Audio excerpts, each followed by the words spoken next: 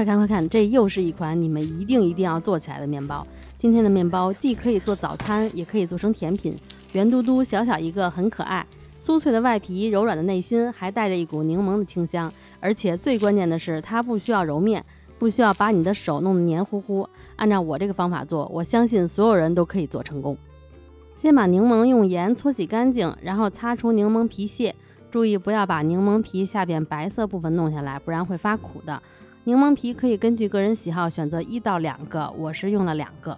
然后就把水、柠檬汁、蜂蜜、酵母混合，这里蜂蜜是替代了麦芽精，帮助面包上色的。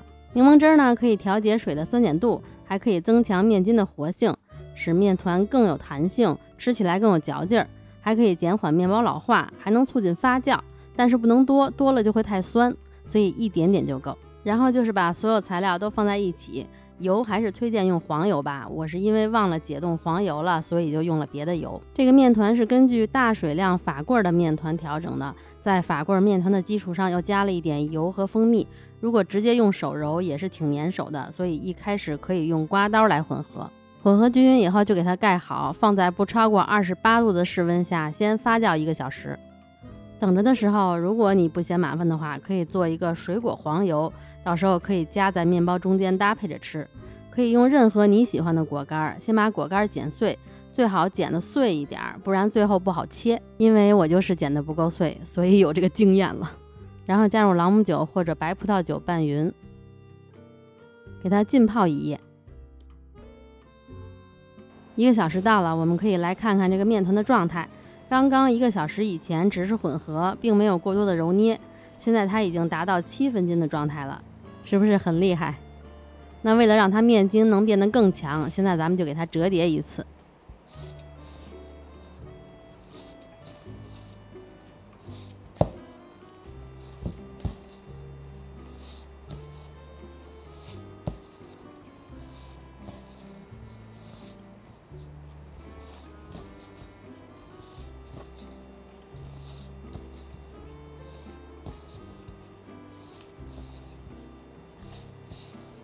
折叠到面团能从这个盆里拉起来了，就可以停手了。然后你可以给它翻个面，把光滑的面冲上。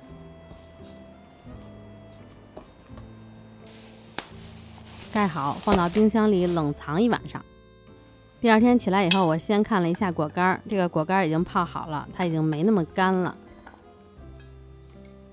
然后就可以加入黄油和盐，给它们拌匀。拌匀以后，你可以给它卷成圆柱体去冷冻。我是给它做成了黄油片，放到冰箱里去冷冻。面团要提前30分钟到1小时取出回温，这个时候可以看一下面团状态。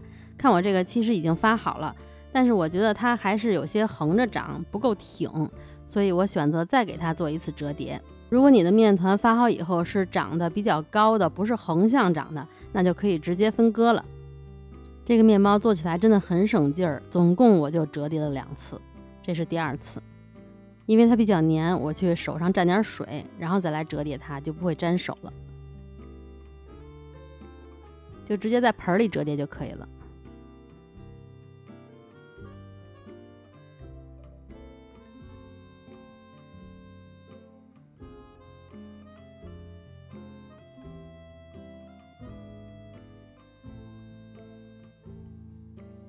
然后在室温下就再给它发酵30分钟，就可以分割了。表面撒一些面粉，也是用刮板把边上刮一圈，这样会比较轻松的给它倒出来。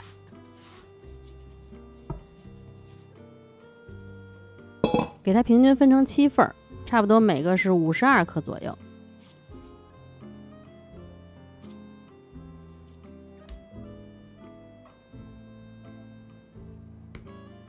然后就可以直接整形了。整形就是滚圆，滚圆的时候动作尽量轻柔一点。看我这个动作，就是先给它折叠2次，然后再用手滚圆，因为它比较黏，手上可以蘸一点粉。表面如果有大气泡的话，就给它拍掉，这样就好了。然后再把底下给它捏紧就行了。整形的时候就是我没有先排气，是直接滚圆的。然后滚圆完以后看见大气泡了，再拍一拍就行了。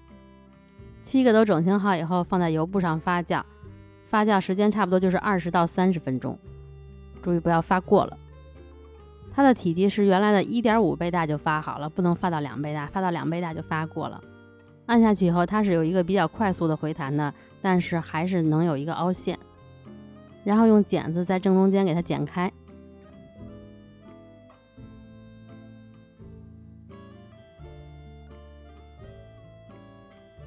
挤上黄油，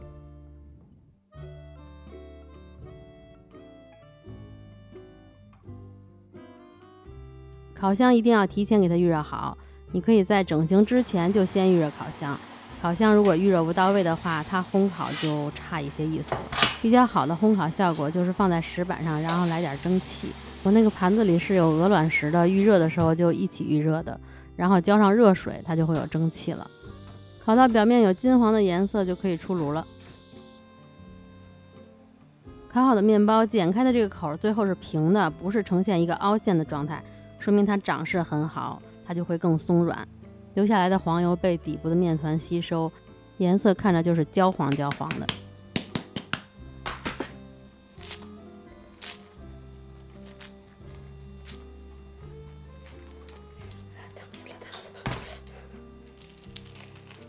这个面包它外皮是呈现一个比较酥脆的口感，然后里边非常的软，还有柠檬的清香。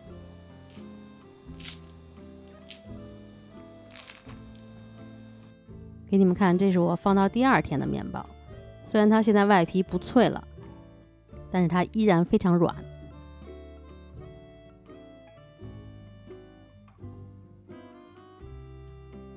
切开就是这样的，可以看到柠檬皮屑。它的经典搭配吃法应该是红豆和黄油吧，我不知道这个是不是属于经典搭配吃法，我觉得应该是吧。放点红豆馅儿，再来一片黄油，还可以再加上这个水果黄油，别有一番风味。还可以红豆配水果黄油，口感更丰富。早上起来可以用它做三明治，下午就可以这样摆一摆，做成下午茶。不过吃的时候一定要先复烤一下，然后再加上黄油吃，我觉得这样吃才最好吃，香香脆脆的。然后黄油再随着你这个面包的温度慢慢融化，这样吃才不会腻。